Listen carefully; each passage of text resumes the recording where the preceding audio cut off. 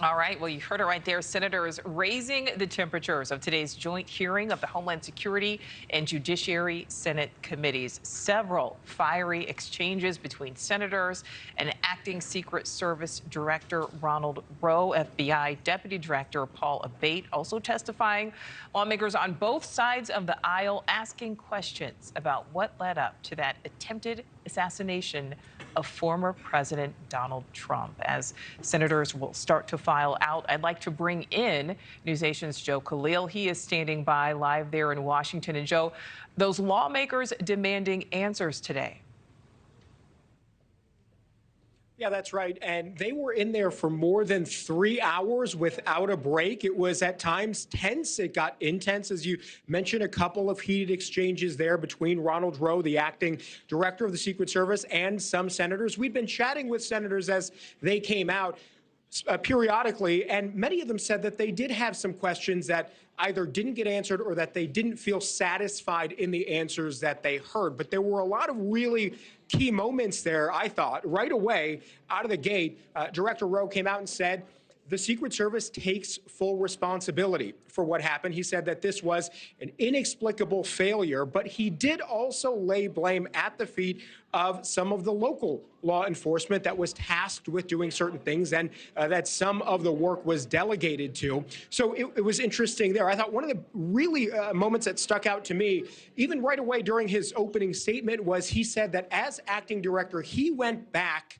to the location where that event was. He actually climbed up on the roof where the shooter was and laid down in the exact position that the shooter was in so that he, for himself, could get the exact view that the shooter had. And after that moment, he says he was ashamed and says that there's no way that he could defend how that lapse in security happened. And he said this shortly after that. This is in reference to that claim that I just described here. These were discussions that were had between the Pittsburgh field office, the local counterparts, and everyone supporting that visit that day. And that's why when I laid in that position, I could not, and I will not, and I cannot understand why there was not better coverage, or at least somebody looking at that roof line when that's where they were posted.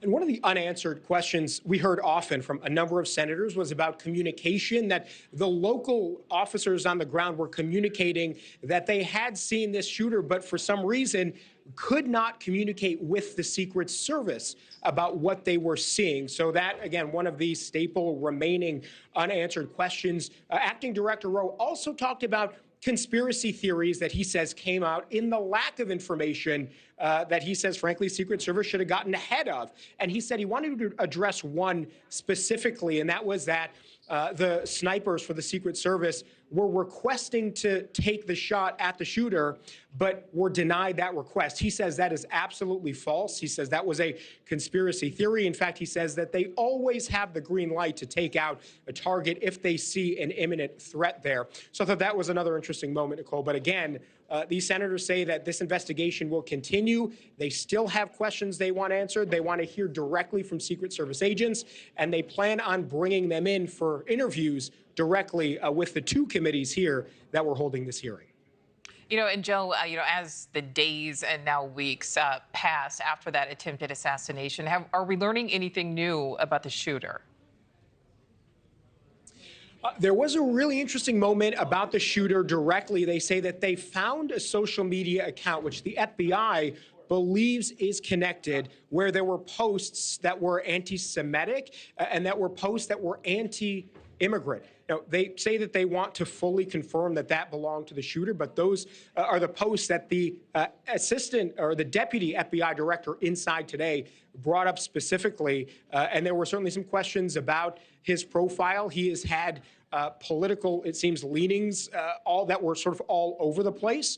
This shooter, they said that those specific anti-Semitic, anti-immigrant ones also espoused political violence, and they were actually from a few years ago in the 2020 years. So there are a lot of things that are still confounding about who this person was, who this young man was, that the FBI still continues to dig on. But that was definitely a nugget that I think piqued some interest inside that hearing room. Thank you for watching. Go to newsnationnow.com to find News Nation on your television provider. And don't forget to click the red subscribe button below to get more of News Nation's fact-driven, unbiased coverage.